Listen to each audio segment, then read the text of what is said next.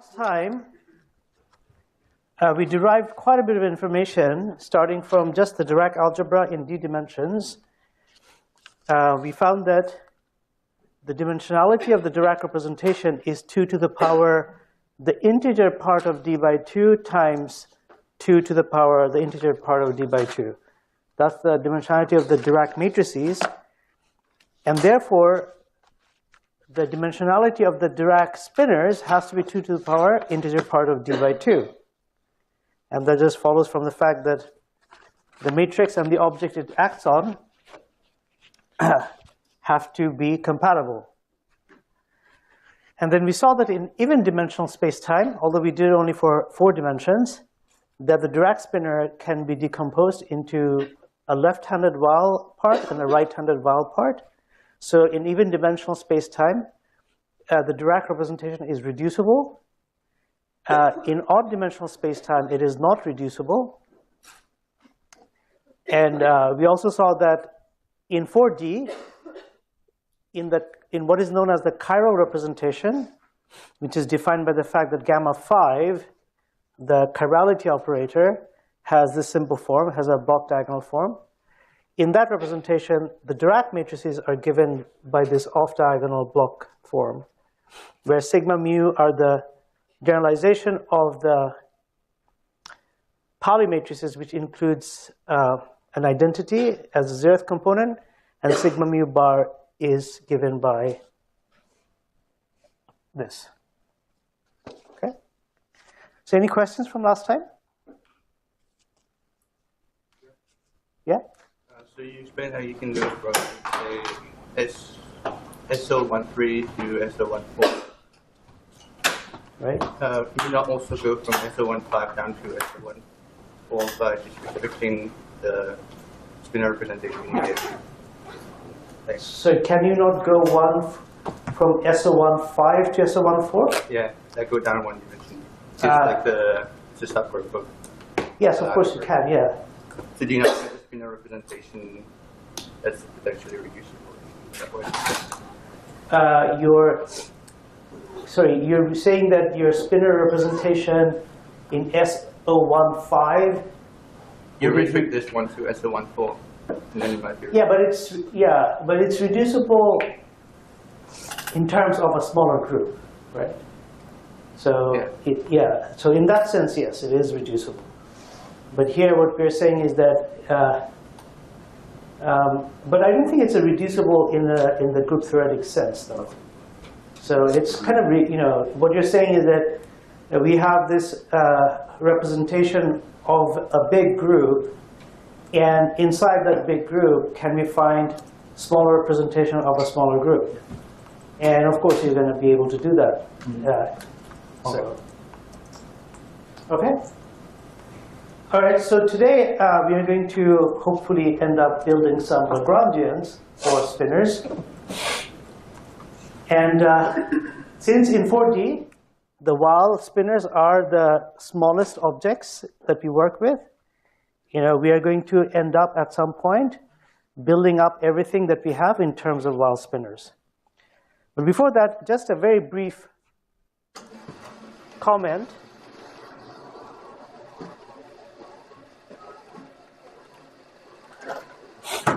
On the Lie algebra structure of the Lorentz group. So the Lorentz group, the Lie algebra, so this is like small hand, can be written as the sum of 2 SU2s, which is sometimes called the SU2 left and the SU2 right. And recall that the rotations in Lorentz group is given by 3 matrices, which we can, I'm just using the sigma notation, but you can have M or whatever. These are just generators of the Lorentz group. So these are what we call rotations. And the boosts are just the 0i components. And a more traditional, a non-covariant way of writing the Lie algebra or the Lorentz algebra is in this way, and it's easier to remember. So the rotations, of course, satisfy the angular momentum algebra, and the boosts do not form a subgroup.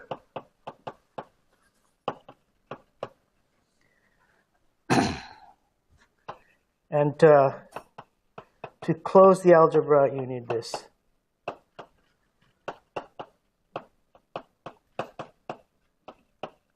Now, it's not a very difficult exercise to show that if you now define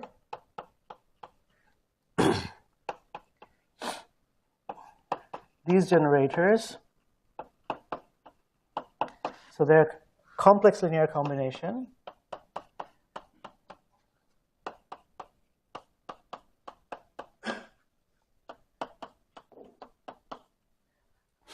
then using the Lie algebra for the Lorentz group or the Lorentz algebra, you can show that the commutator of these ends give you another SU2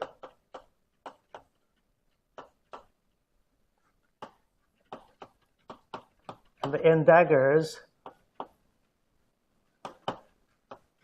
also give you another SU2.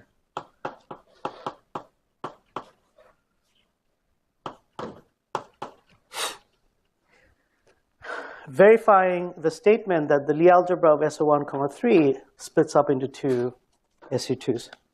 Coming back to your comment, that's actually kind of important when you're applying, doing string theory, because you start with a higher dimensional space-time, and then you compactify down to a smaller dimensional space-time. So the spinor representation of smaller dimensional space-time have to live in the higher dimensional space-time.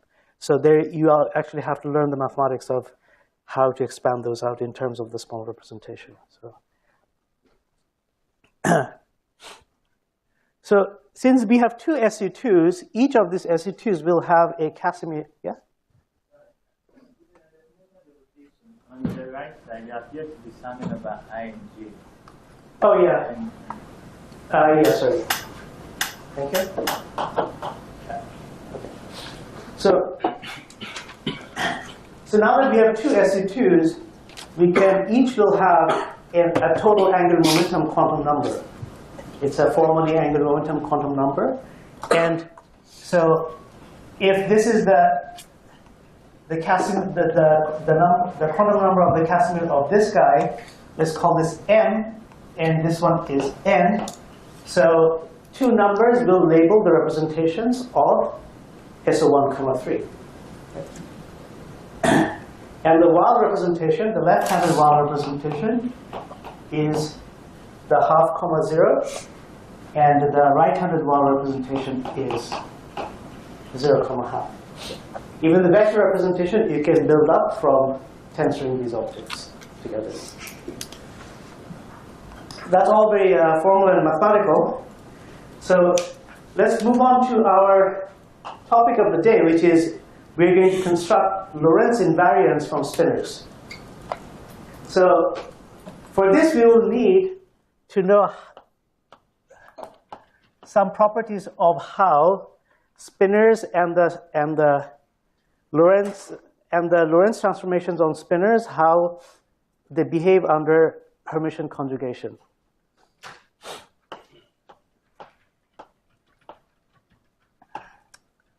So just by using the properties of Dirac matrices, you can show this easily. And let me just show you. We know that gamma 0 is Hermitian, and gamma 0 squares to 1. So we can insert a gamma 0, so which shows gamma 0, gamma 0, gamma 0.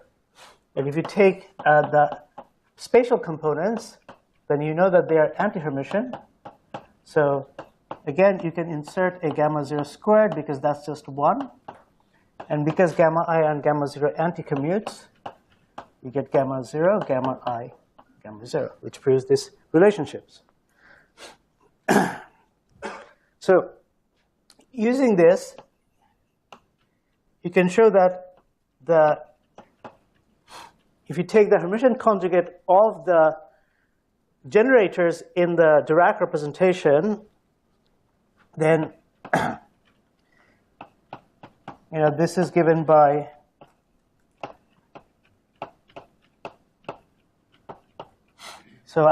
there's a minus sign because the I has to be complex conjugated. The dagger is outside the commutator. When you take the dagger inside the commutator, the ordering will change because we know that Hermitian conjugation, which involves a transposition, will change inverse the ordering of matrices, right? And then, because the commutator is antisymmetric, we can write this like this. And then using this formula and the fact that gamma 0 squares to 1, we end up in this with this expression. So what this implies is that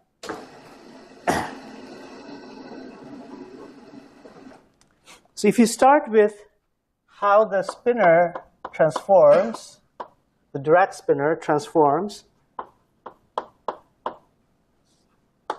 it transforms according to our definition of S in this way. And then if you take the Hermitian conjugate of this guy,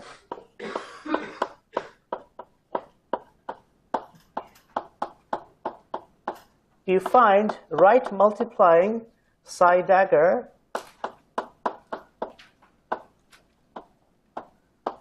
an object. This matrix is not the inverse of this matrix. If the generators were Hermitian, then of course this would be inverse of this. So the naive guess that you would make that maybe this could be a Lorentz invariant quantity does not work, because the matrices sandwiched between these two guys do not cancel each other out. However, this object is positive, so that's related to the fact that this is a finite dimensional, non-unitary representation of the Lorentz group. So Dirac introduced what is now known as a Dirac conjugate, which is the dagger of psi right multiplied by gamma 0. So now, so how does gamma bar transform? By the way, this bar has nothing to do with that sigma bar. Okay, just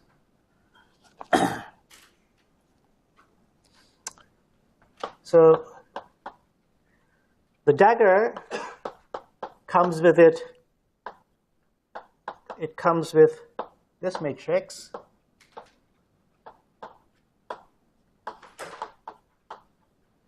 But it is right multiplied by gamma 0. Now the gamma matrices are just constant matrices. They do not transform under space-time transformations, under Lorentz transformation. But they do have interesting properties when you sandwich them between Lorentz transformation. We'll see that.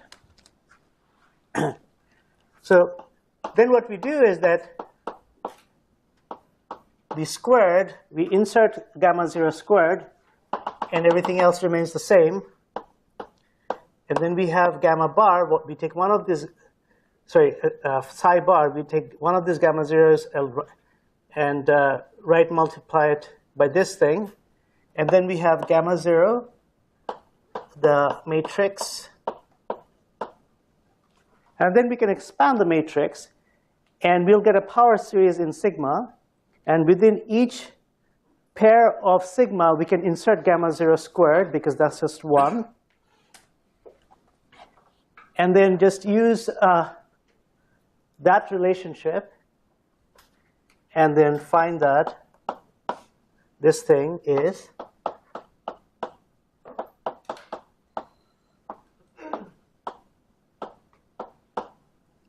right. So this matrix happens to be the inverse of this matrix, and therefore we have proved that psi bar of x, psi of x, is a Lorentz scalar, right?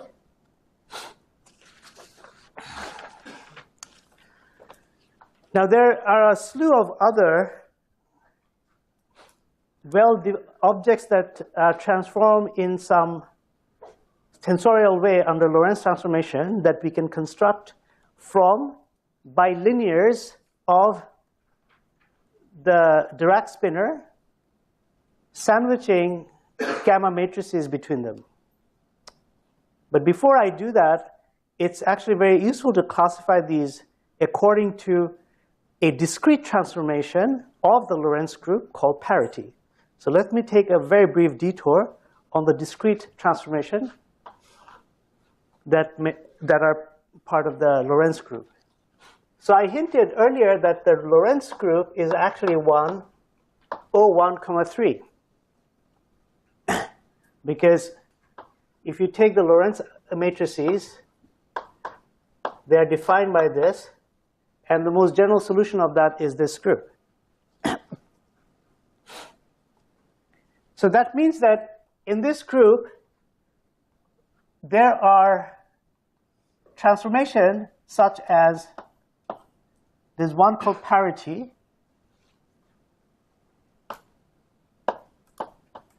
It's usually denoted by P. So this is a Lorentz transformation. So to emphasize the fact that this is a Lorentz transformation, I'm going to write it as lambda. And what it does is that it just inverts the spatial direction. So it takes all the space-time points and maps them onto their spatial inverse. So this is known as the parity transformation.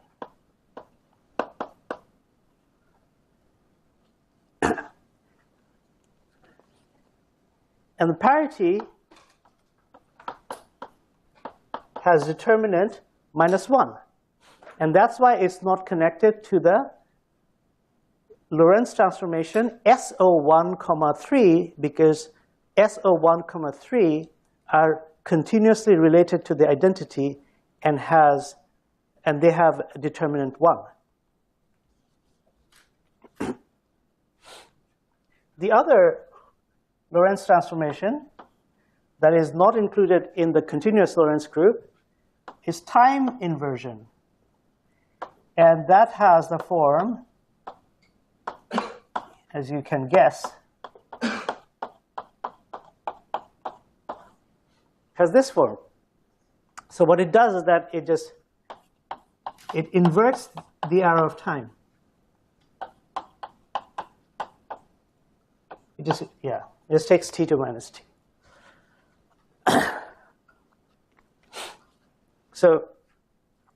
So when you include this, then your Lorentz transformation becomes non-orthochronous. So this is time inversion.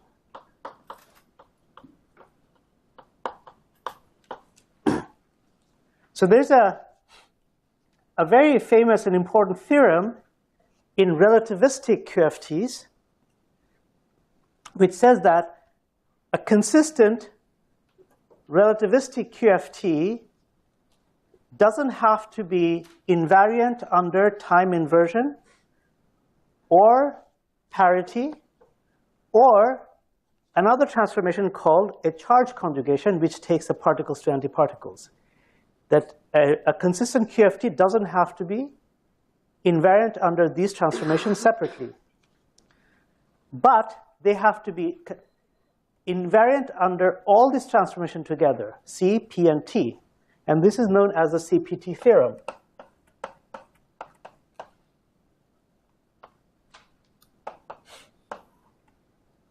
So it says that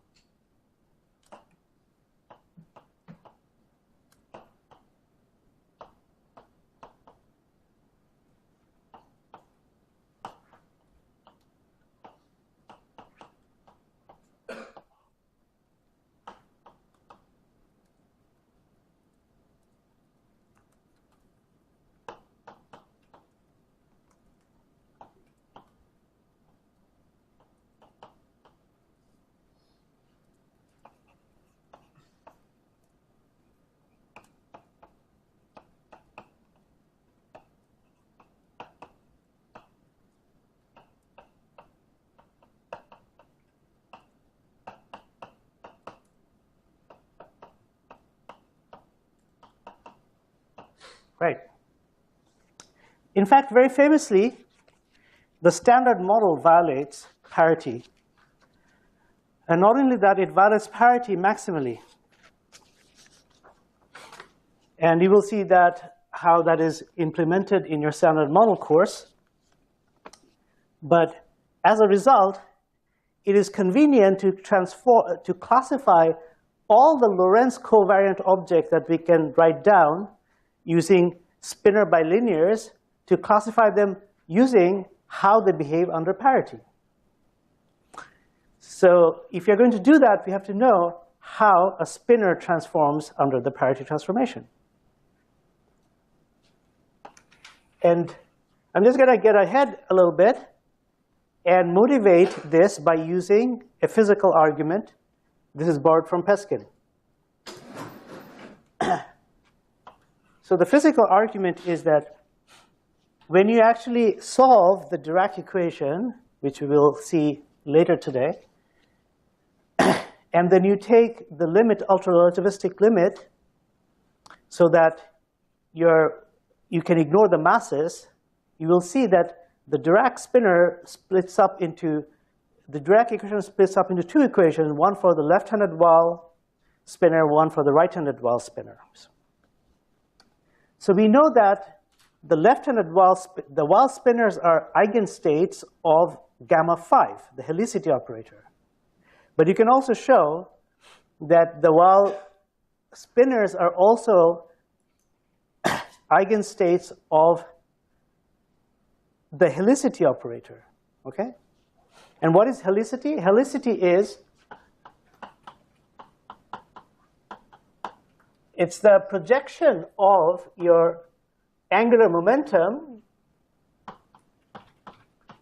onto the direction of your momentum. Now, because the angular momentum in the definition, so the total angular momentum will consist orbital angular momentum and spin angular momentum. The orbital angular momentum has in it r cross p. So that part will not contribute to this dot product. So for our cases, for particles, the helicity essentially becomes the projection of the spin along the linear momentum. So let's consider the sign of the helicity, which is something like this. And the claim is that if you reflect a Weyl spinor on a mirror, it flips the sign of the helicity. So let me show you how this works. So suppose you have a Weyl spinor going in this direction. So this is its P. And it has some angular momentum, spin, which I will denote like that. And here's a mirror. What you're going to see is that the mirror image, the P will be going in this direction. But the spin will be, the rotation will be in the same direction, right? So under the reflection, the sign of helicity flips. Now you might say, what does this have to do with parity? The idea is that parity is essentially a reflection in a mirror plus a two-dimensional rotation.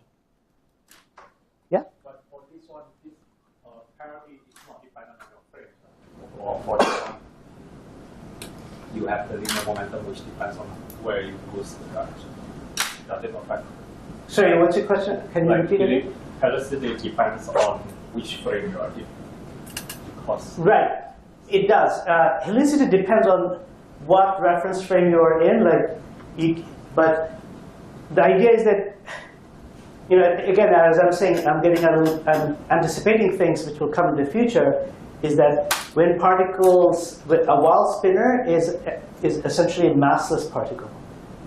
So you cannot flip the sign of the linear momentum by boosting yourself. okay.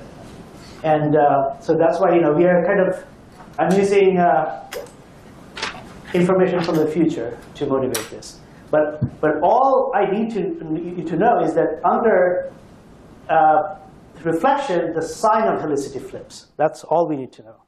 The sign of helicity of a Wald spinner flips. So the other comment I wanted to make is that, yeah? What do you mean by a Wald spinner? The Wald spinner is massless. Isn't like a fermion? Isn't any fermion? Every fermion has a corresponding spinner, no? Right. So a Wald. So there's this. So if a Wald, we'll write down an action for a Wald spinner, and we'll see that for a Wald spinner, if it's a truly Wald spinner, it cannot have a mass term. We'll see that, by the end of this lecture today. And therefore, a spinner which is a Wald spinner is actually a massless object, and therefore, for example, before we discovered neutrinos have masses, how did we mathematically describe neutrinos? We describe them using a Wald spinner without a mass term. And it's logically perfectly possible for neutrinos not to have masses. Right? And then it would actually be, if that were the case, it's not the case we know now, then the Wald spinner, it would actually be an eigenstate of the helicity operator. Okay? So in the old standard model, we only had left-handed neutrinos and right-handed antineutrinos. There was no such thing as a right-handed neutrino. Okay? Isn't it just not interact with anything? Sorry? Isn't it, well... It does interact with other, even in the old standard model, they had interactions and everything. They were weakly interacting, but they had interactions. Okay, so one thing I wanted to say is that, parity is essentially reflections in a mirror and a 180-degree rotation in the plane of the mirror, right? Just think about it.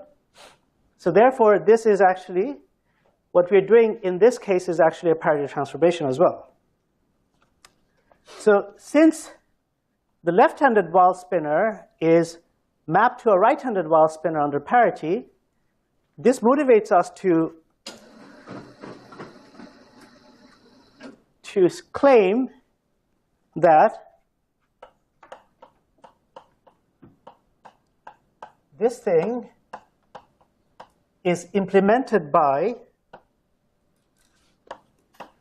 in this way. So we have a Dirac spinner. So now I have a Dirac spinner. Under parity, it should change its left-handed and right-handed part. So just think, in the curve representation, its gamma 0 is the matrix which it has off-diagonal parts. So if you just multiply the Dirac spinner by gamma 0, and of course, because we are doing parity, we have to change the argument in this way. So the action of parity is this. So from now on, I'm just going to drop the D subscript. So psi dagger then, of course, transforms like this under parity. Right? So then, let me now classify all the different Lorentz covariant objects that we will need. There are others you can introduce, but we won't need them. So we've already seen the Lorentz scalar. Oh, by the way, from now on, I'm also going to drop, I'm just going to write the argument for this guy, but after that, I'm going to drop the arguments. So first, we have already met the scalar. So under parity, what happens is the scalar just goes to itself. So there's a minus in the x here. To show this, what you have to do is that, so let's show this. So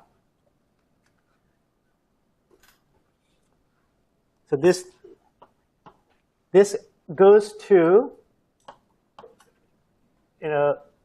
psi dagger gamma 0, but there was another gamma 0 in the definition of psi bar, and this guy becomes gamma 0 of psi. So these two give you 1, so this gives you psi bar, which is this thing, right? So this is very easy to show. There's another class of objects called pseudoscalar.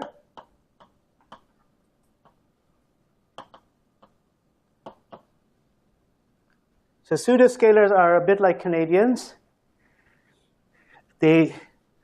To Americans, they seem like Americans until they realize they're not Americans. So this is a bad joke I heard long ago. Sorry? So pseudoscalars are of this form.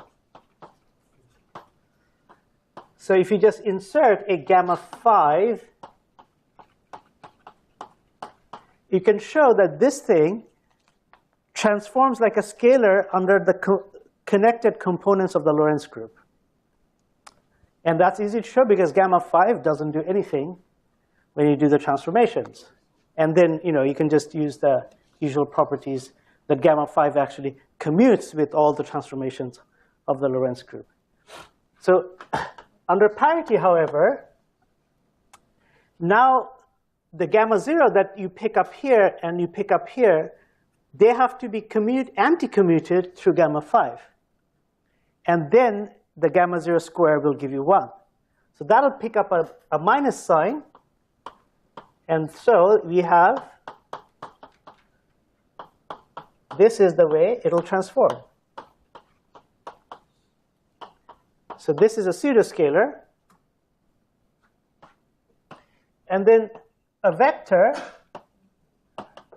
the way you construct a vector is by sandwiching a gamma mu. And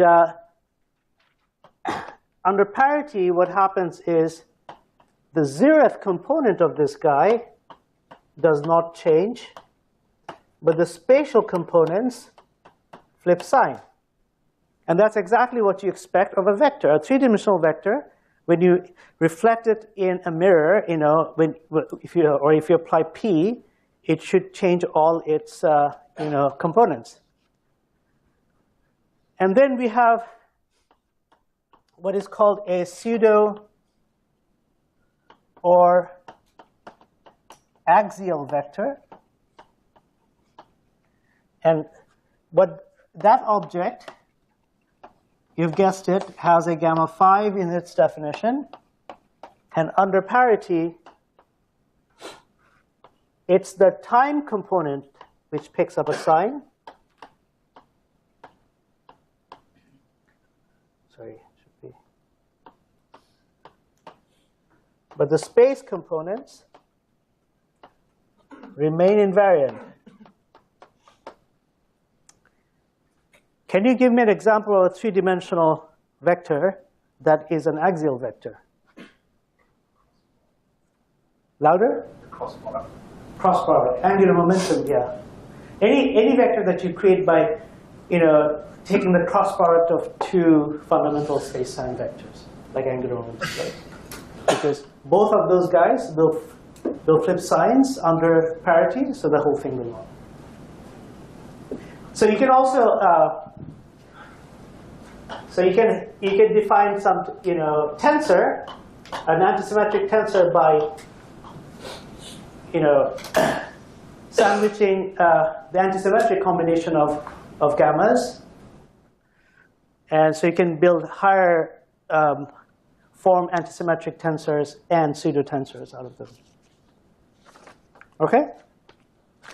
So at last, we are ready to write down or construct our first Lagrangian for spinors.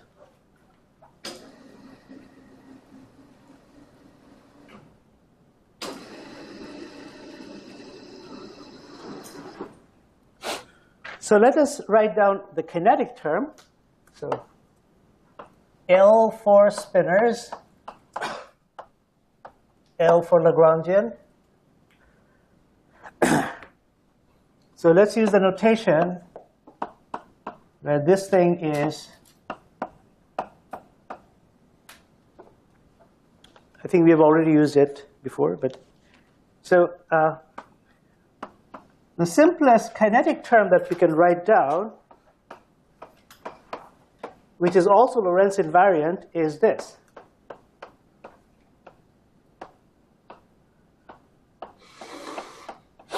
We, of course, need a derivative. Otherwise, our theory will not be dynamical. And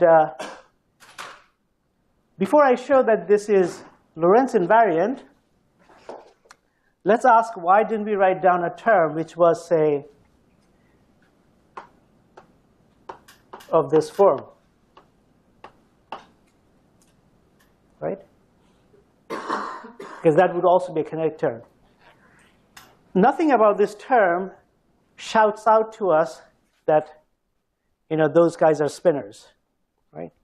We will show that for this to be Lorentz invariant, we will have to make use of the fact that psi is a spinor, gamma mu acts on the spinor space. Very spinorial, the spinorialness of all these objects will have to be used. Whereas this doesn't have to use that, right? That's just like one point. The other point is that when we quantize our spinors to get fermions, we will have to use, to be consistent with observation and the spin statistics theorem, we will have to use anti-commutators, not commutators as you saw in classical field theory. So if you then construct the Hamiltonian, so if you now say, okay, if you now construct the Hamiltonian for such a theory out of this Lagrangian, you'll find that the Hamiltonian is not bounded from below. So it'll be an unstable theory. So that's even a better reason not to consider this as your kinetic term. Okay. So let's now show that this is Lorentz invariant. Before I do that, let me write down the action. Actually, let's do the dimensional analysis first. So the kinetic part of any action would be just your Lagrangian d4x. And people don't write it because in the Cartesian coordinate, the determinant of the metric is 1. But I will write it just once. And that's because in life, you might come across a situation where you may have to use a coordinate system other than the Cartesian coordinate, say a spherical polar coordinate system. In that case, square root of minus g is not 1. Okay? But in this course, we are going to be in Cartesian coordinates. So let's do a bit of dimensional analysis. So we are using units in which c is 1 and h bar is 1. In such units, the mass dimensions of the action, so this is what I mean by the mass dimension, that's 0, right? Because h bar has the same unit as your action. And h bar doesn't have any, it's a dimensionless quantity in our units, right? However, the stuff that goes into the action, such as the measure has mass dimension -4, because these are just 4 lengths and time, 3 lengths and 1 time. The derivative has 1 mass dimension because it's 1 over length. The gamma matrices, they are just numbers, so they're dimensionless. So this leaves us that for this to be true, psi and its Hermitian conjugate, which will have the same mass dimension because Hermitian conjugation should not change its dimensionality, is 3/2. So this is the dimensions of the spinner. So we can then introduce a mass term, and the mass term is, if you write, there's a constant m. So we can ask what is the, given that we know the mass dimensions of psi and psi bar, what is the mass dimension of m? Because the mass dimension of Lagrangian has to be +4 so that it cancels this -4 to give s equals to 0. So this is 1. If, right? So everything is fine. By the way we have written the action, if you take its complex conjugate, then you can show that this is real, but only up to an integration by parts. So by integration by parts, the action is real. So upon quantization, the action will become an operator because everything inside is would be an operator. Then that would become Hermitian. Okay? So classically, we need things to be real so that when things like the action to be real, so that when we actually quantize it, we will get a theory with Hermitian action. Okay, so let us quickly derive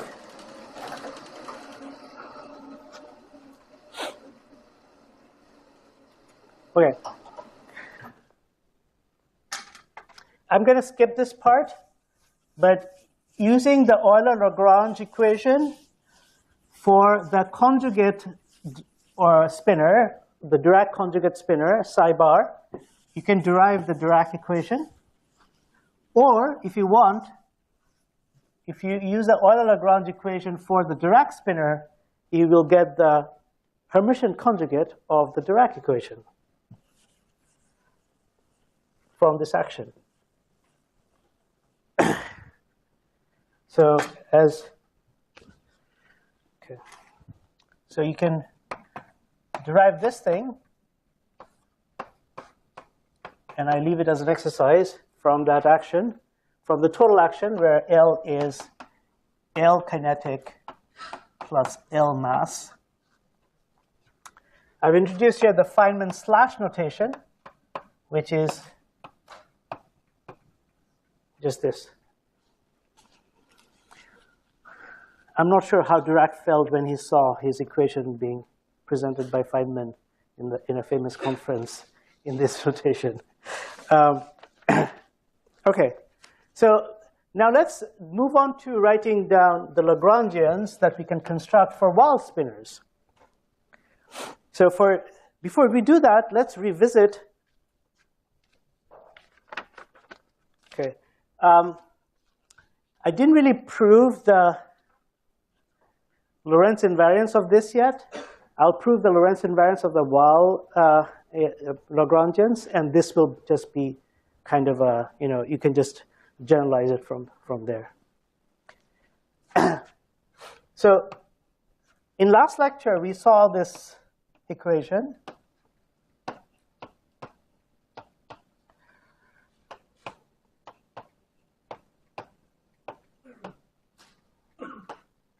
And I hinted that this has a kind of a geometric quality to it. To see it, we have to rewrite the right-hand term in terms of the generators of the Lorentz transformation. So by M, by calligraphic M, I mean the generators of the fundamental representation of the Lorentz transformation. And this is given by delta alpha nu eta mu beta minus, right? So using this definition on the right-hand side, you can rewrite this equation like this.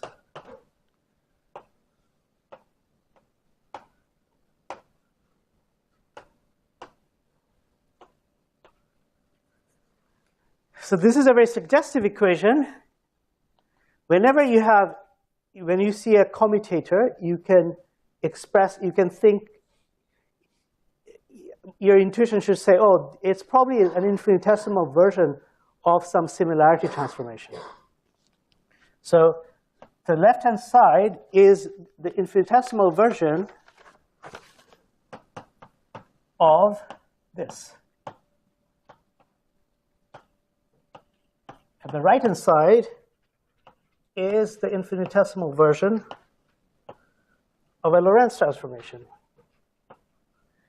A Lorentz matrix multiplied by gamma matrix. So these two equations are the same. So if you expand it if you expand this equation, both sides, for the infinitesimal Lorentz transformation, and you have 1 on both sides, you knock off the 1, the first order term gives you this. Okay? And some people will say, this is how, make the statement, this is how a gamma matrix transforms on the Lorentz transformation. So technically, that's not a true statement, because the gamma matrix is just a constant matrix.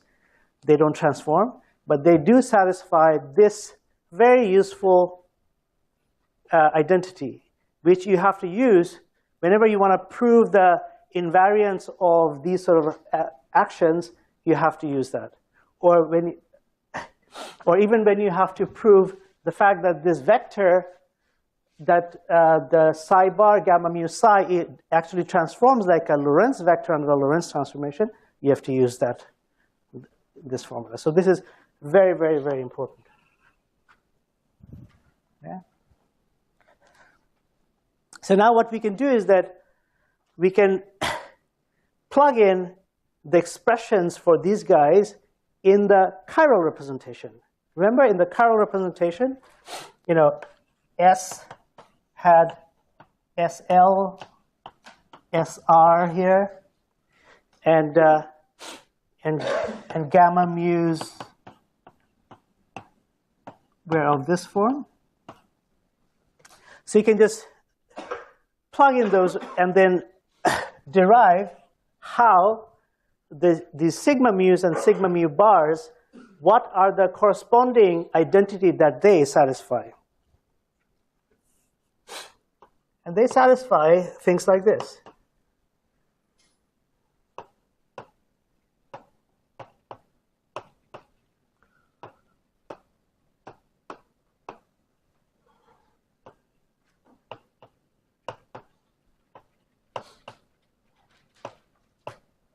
And in today's tutorial, there will be a supplementary exercise which will make use of all these identities.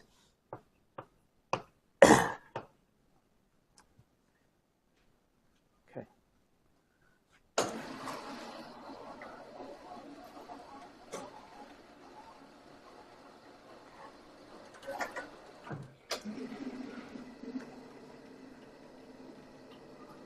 You guys, break is coming up in a few minutes. Don't worry.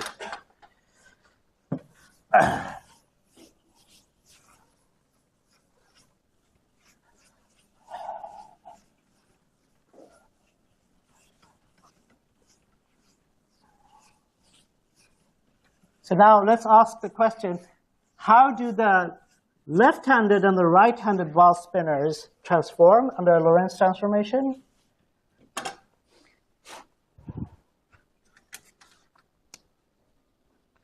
Okay.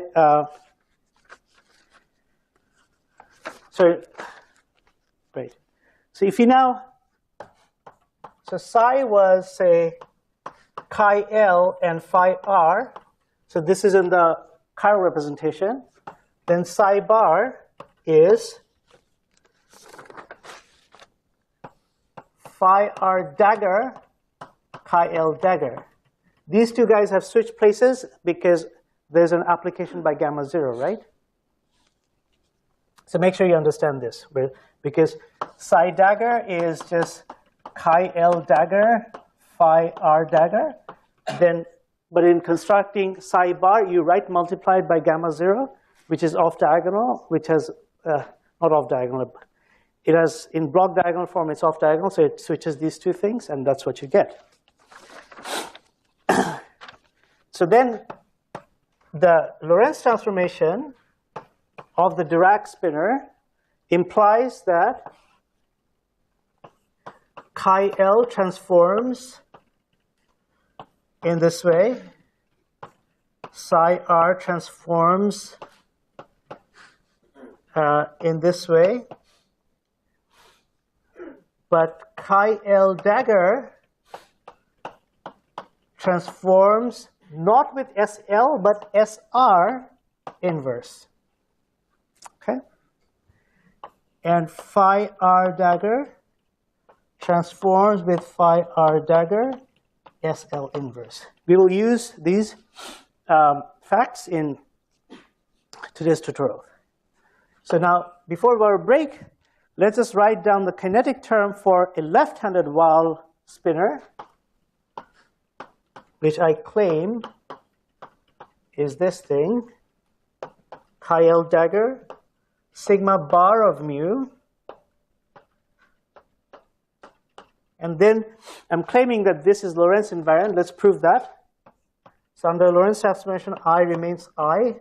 Chi L dagger has an SR, right, multiplying it. Sigma bar mu is just a matrix, doesn't happen anything, doesn't do anything. But this is a vector, so this picks up this is a space-time vector, so it picks up a Lorentz transformation matrix. And chi L picks up an SL. But SL, these do not depend on space-time because these are just a spinner representation of the Lorentz group, so you can pull this through here. And then using the second of those expressions, we can write this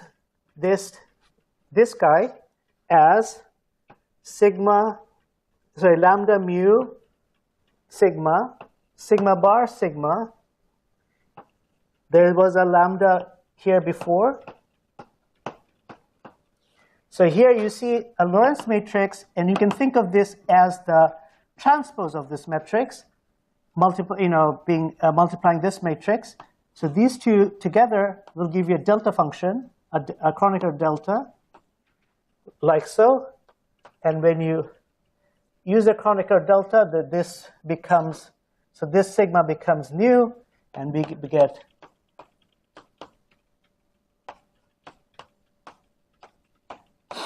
so we have shown that this Lagrangian is Lorentz invariant. Crucial to this was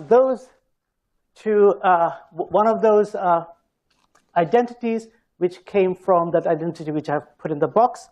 Let's take, let's say 4 minutes break and come back here again. Okay? So all these different matrices that we are calling SL, SR, SL inverse, SR inverse, they are all So SL, SL inverse, SR, SR inverse, they're all elements of the group SL2C.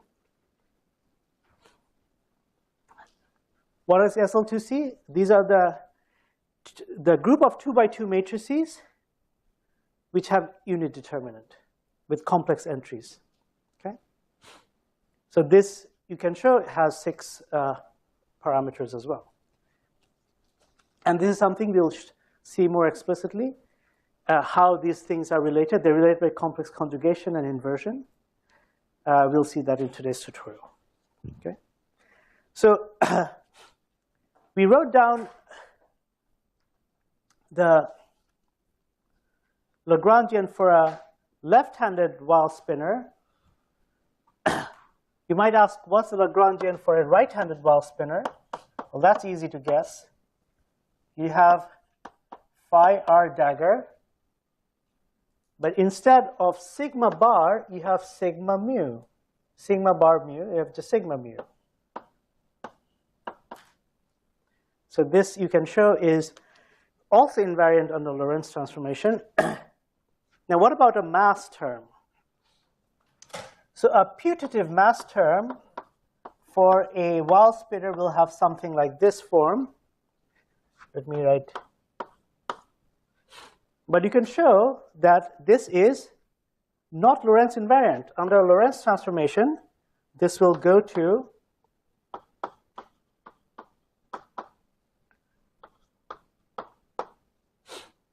this object, and of course, this is not, these two things do not cancel out. So let me now express the Dirac Lagrangian in terms of the left-handed and the right-handed Weyl component of the Dirac spinner. So if you took the kinetic term for the Dirac Lagrangian and express it in the chiral basis, then we get chi L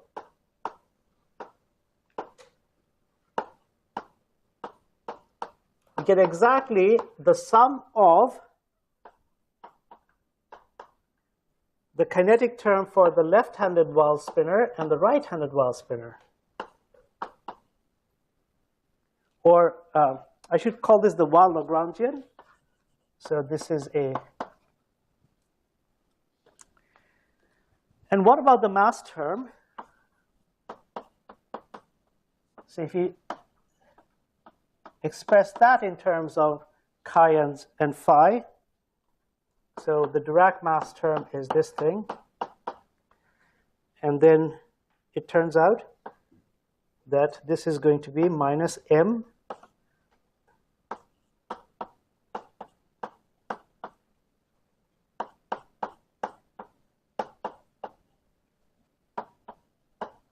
So we see that you can interpret the Dirac mass term as a term which couples the left-handed and the right-handed Weyl spinners. So that you can think of it as an interaction term between the left-handed and the right-handed, which allows left-handed part to be exchanged for right-handed part and stuff like that. Okay. There's another type of spinner which is actually very useful, especially for neutrino physics, and they're called the Weyl spinners. Sorry, Majorana spinners.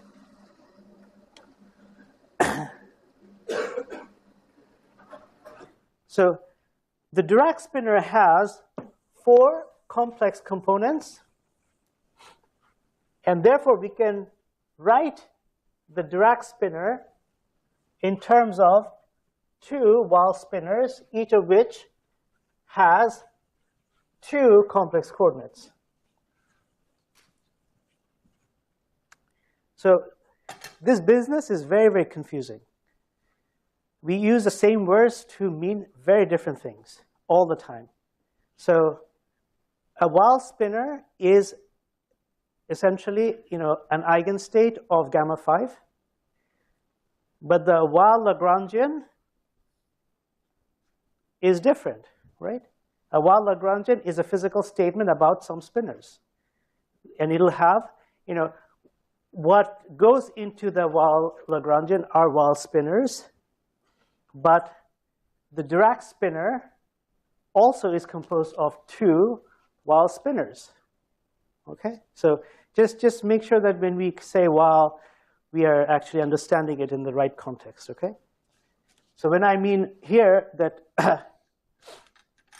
that a generic Dirac spinor can be expressed in the chiral representation in this way. So this is a left-handed spinor, a Weyl spinor, and this is right-handed Weyl spinor. But note that in last lecture we showed that chi L and phi r star, they're both left-handed objects, right? That you can take a right-handed Weyl spinor and complex conjugate it, and then multiply it by sigma 2, and you get a right-handed spinor, right? So mathematically, you can have a well-defined an object which has this form then.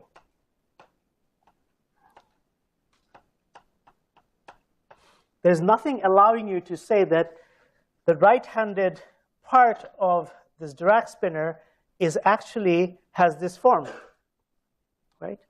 So you're identifying physically the components here to the components here. You're identifying them.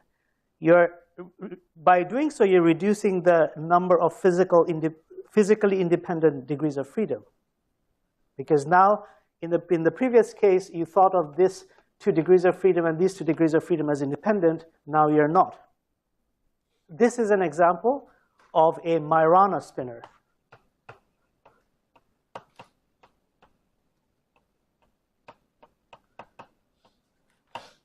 Although it has 2 physical degrees of freedom, this is not a Weyl spinor. It cannot be thought of as left-handed or right-handed. Because remember, a Weyl spinor in the Weyl representation would have either this 0 or this 0, right? Here, neither of these components are 0. So to express what the definition of a Majorana spinor is in some representation independent way, we introduce the charge conjugation operator, which takes psi to its charge conjugate. It is not the Dirac, and it's defined by minus I gamma 2 acting on psi star. So once we have defined psi c, if we say that psi c is equal to psi, if we impose this condition is known as the Majorana condition. And in the Weyl basis, in the chiral basis, the solution of this condition is this.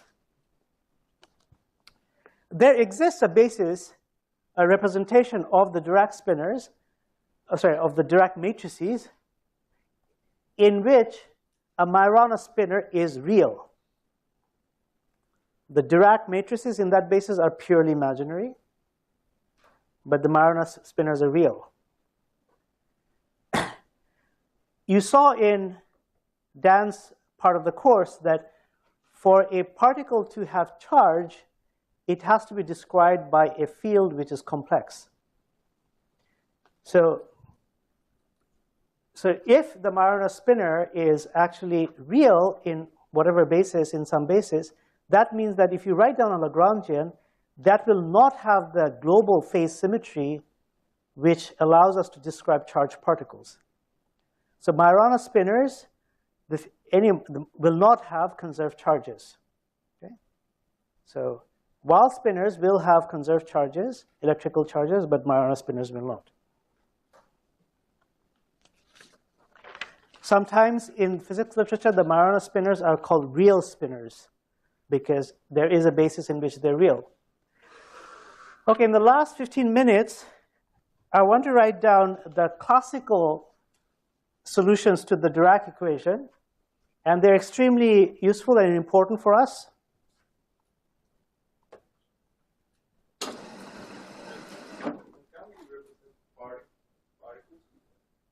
Sorry? Condition, yeah? Yeah, with the field. In this case. Right. Majorana field. Do we have particles? Yeah. I'm not an expert on the field, but neutrino oscillations. When you actually have to use Majorana spinners still. So I'm not exactly sure of the details of neutrino oscillations, but but whenever. So yeah, Majorana spinners are. So as the notation suggests, they are their own antiparticles. And whereas, if neutrinos have masses, then, the left-handed and the right-handed neutrinos are related. And I think they're described by the Majorana spinners. And I think the Stan Moore course will talk about this. If not, you should ask your lecturer.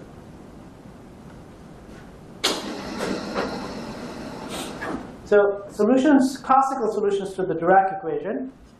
So let's take the ansatz of a plane wave. P here is for 4 momentum P. 4 momentum. Let's take this ansatz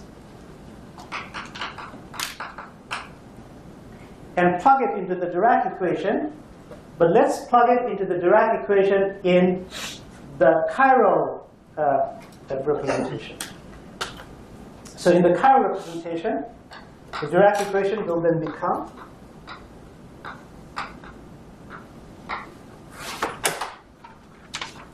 so U1 is now just the upper two components of U. So let's say U here is U1 and U2. The derivative operator in the Dirac equation brings down a factor of P mu, which is contracted with the sigmas, and there's a mass, and then we have U1 of P and U2 of P. Sorry? Okay. So this is, now let's take, so these are, we can think of these as two sets of equations. The upper part and the lower part. And let's take a case where we have a particle at rest. So the 4 momentum P is just given by this. So if you look at this equation for this very particular choice of momentum, then you see that U1 evaluated at P0 is equal to U2 evaluated at P0. And let us define psi in this way, where psi is a constant two-component spinner which satisfies this. So psi is constant. So in other words, U of P naught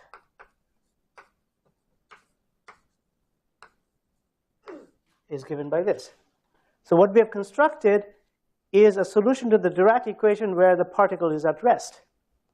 And then we construct the solution to the Dirac equation and any arbitrary momentum, plane wave momentum, by making a Lorentz transformation where we just apply the Lorentz transformation to psi. So in this case, it'll act. So acting on this, you get the spinner at some arbitrary momentum P, and you can show, doing a bit of algebra, that this P dot sigma square root,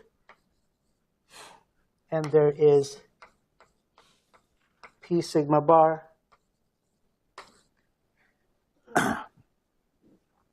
Okay. And then the U bar of P is, of course, defined by U dagger of P of gamma 0. And then again, using some algebra which involves using this identity. And this is, of course, the mass shell condition means p squared is m squared. The normalization of this thing is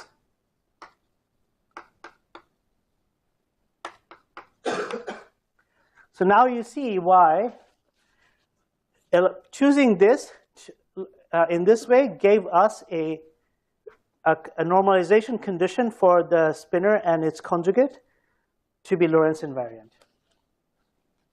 Because m is just the mass, so it's a Lorentz invariant normalization. Okay? So this is a bit boring, but this is absolutely necessary. It's like brushing your teeth. Or I should say flossing your teeth.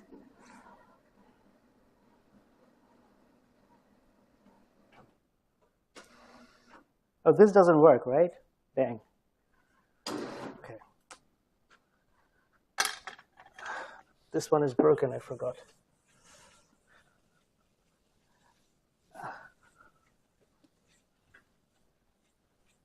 So now you can do the same thing for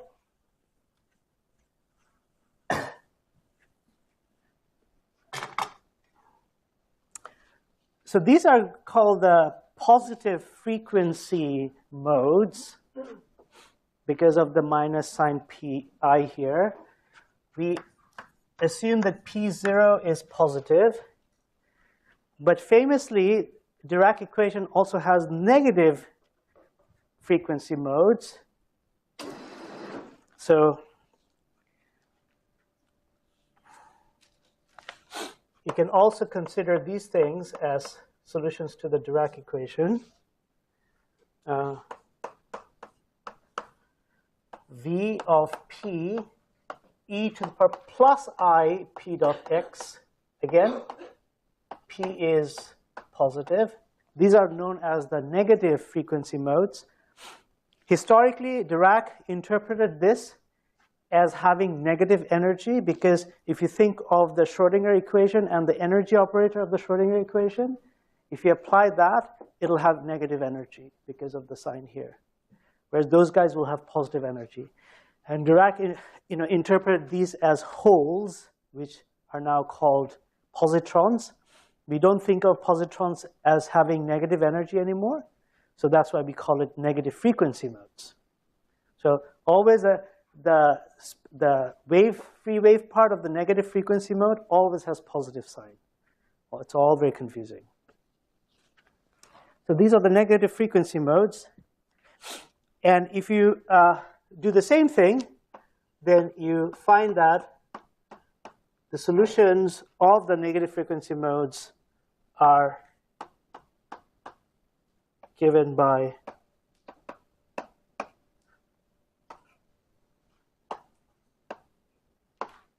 this.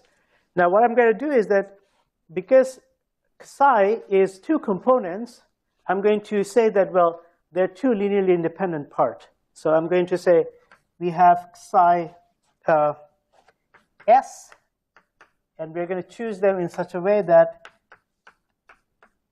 they're going to be orthogonal. Right? We can always do this. So similarly, we can introduce two etas, and then etas then will also have an orthogonality condition. So in the last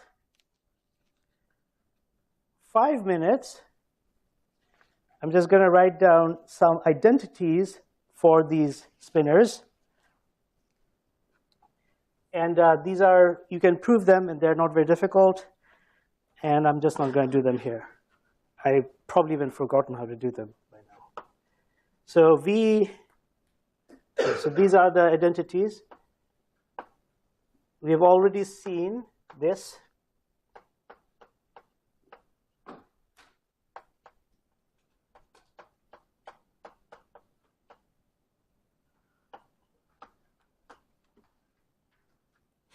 Now, you can even compute what would be the inner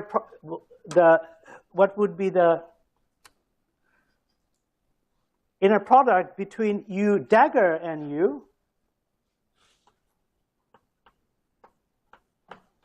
And it turns out it is not zero. It gives you the energy of the particle. And this actually is very useful in some computation. So you actually need to know this. But yeah? I'm not sure I understand what this upper index stands for. Oh, yeah, sure. So U is written in terms of this two-component spinor psi, right? Now, psi itself has two components.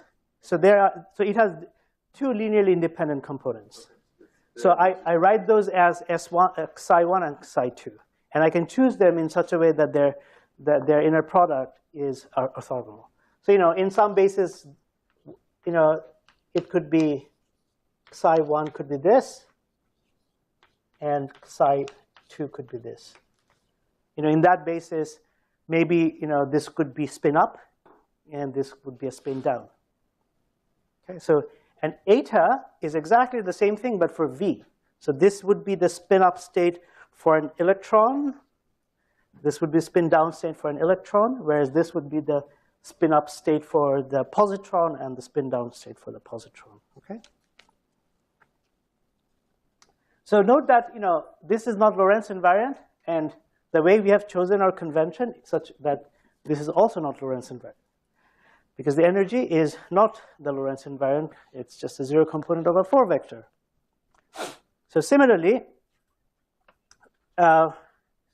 V bar S of P and V of R of P will have minus 2m delta SR. And if you just did V dagger of S of P and VR of P, then you get plus 2EP delta S of R. Okay? Yeah? Is that taking into account the negative energy, or is that always going to be a positive number before the delta? This is a positive number, yes. So yeah, very good. So EP would be P squared plus M squared with the positive sign. Okay? Yeah. All right, so just a few more lines and we'll be free. So similarly, you can show that U dagger, U bar, and V is equal to V bar of U is equal to 0.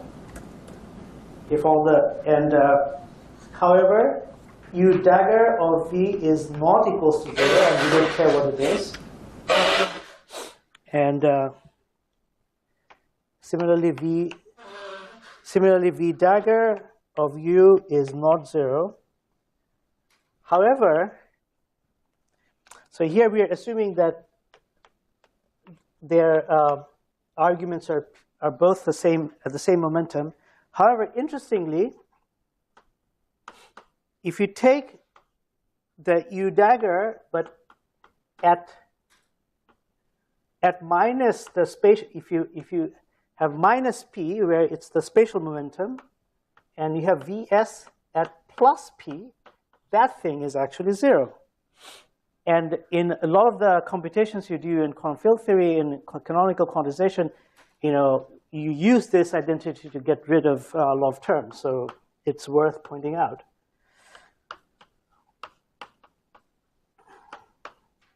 Sorry, this is not very exciting, but as I said, it needs to be done. Okay? On the left-hand side, are the intervals the same as each other? Sorry? On the left-hand side, you have two S's. Thank you for keeping me honest. Okay? And okay, I have like one more page of algebraic stuff, and I think I'm just going to come back to that next time. Okay?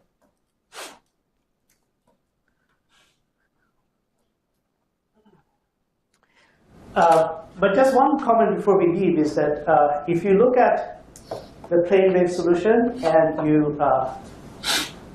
you boost the solution in the ultra-relativistic limit, so you basically can ignore m, then you will be getting the Weyl solution to the Weyl equation that we talked about earlier today.